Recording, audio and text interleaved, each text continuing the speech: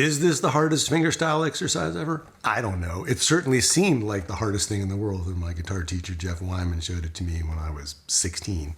But it's actually a really great way to think about which finger goes on which fret when you're playing, which is a really critical thing when you're trying to play things like walking bass lines and blues licks at the same time. So in this lesson, let me just show you the exercise, and you can go off and work on it if you want to. It's kind of fun. It's a good party trick, and it certainly helped me kind of figure out a lot of things about what to do with my fretting hand when I'm playing. Speaking of walking bass lines, that's what I'm teaching all this month in my membership, the Fingerstyle 5. So if you've always wanted to add walking bass lines to your blues and you'd like to learn all the right hand and left hand technique you need to do that while learning a complete arrangement of a 16-bar blues in E, go over to fretboardconfidential.com to learn more and sign up.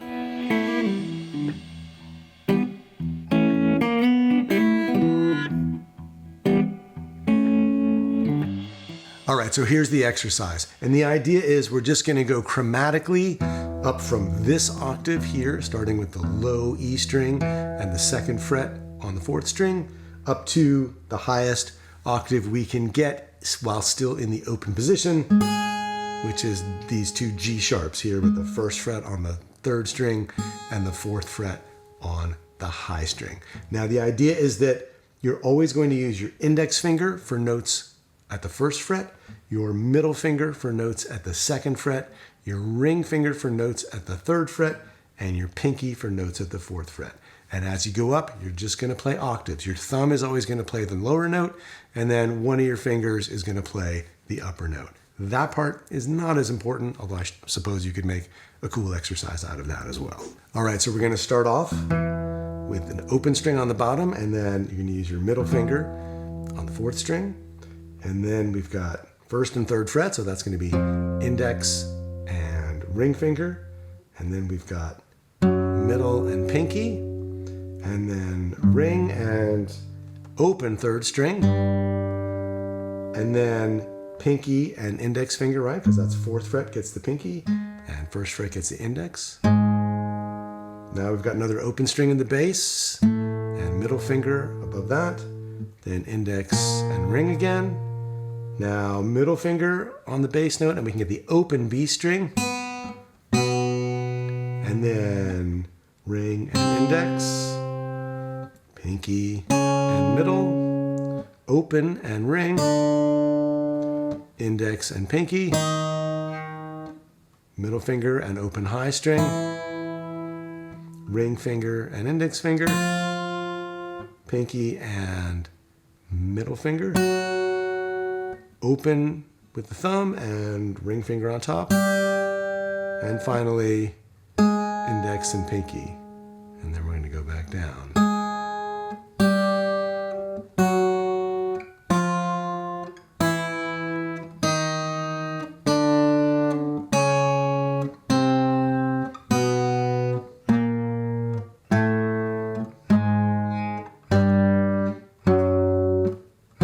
Whoops.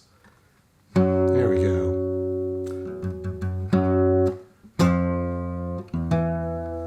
Like that. And then, of course, you can work on gradually increasing the tempo.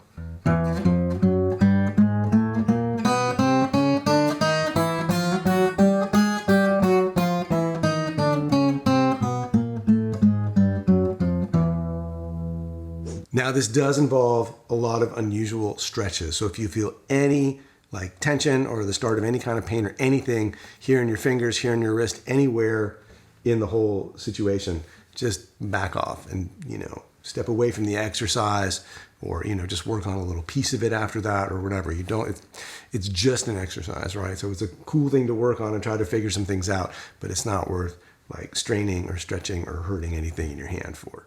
So again, is this the hardest fingerstyle exercise ever? I don't know, but it certainly does help you start to figure out how to put which finger where when you're trying to do more than one thing at once on the fingerboard. And that's really useful, especially if you're trying to work out things like blues licks over a moving bass line or a walking bass line, because you're constantly having to finesse which finger goes where while something else is happening in a different register on the instrument.